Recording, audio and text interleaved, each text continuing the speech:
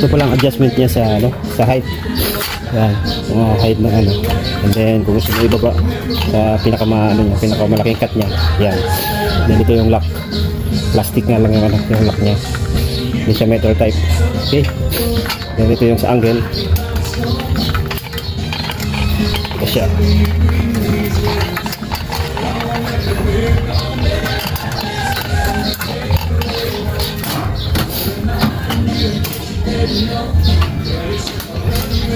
Ito naman yung angle. Angle niya. So magkat ng ano, depende sa'yo kung ano pa ang kapat. Okay, angle siya, angle naman yun.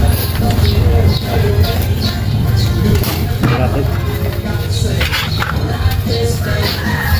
yan yung ano niya, maximum niya. So, okay naman, cut natin. Okay.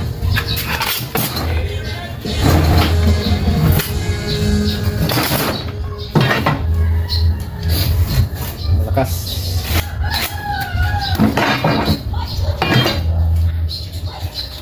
Okay.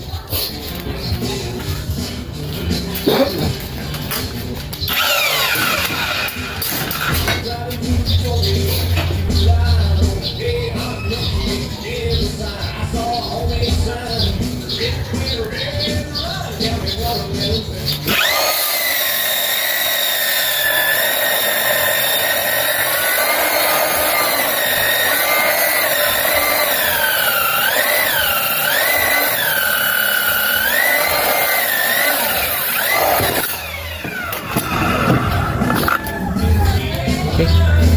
Clean cut din siya. Okay rin siya. Okay. Ang review natin sa Re-Aim. Ayos naman kahit paano. Pero bago pa siya eh. Tingnan natin sa sunod na ilang araw kung gano'n pa rin siya katibay. Okay. Very affordable and then convenient gamitin kasi wala nang electric. Okay. Thank you.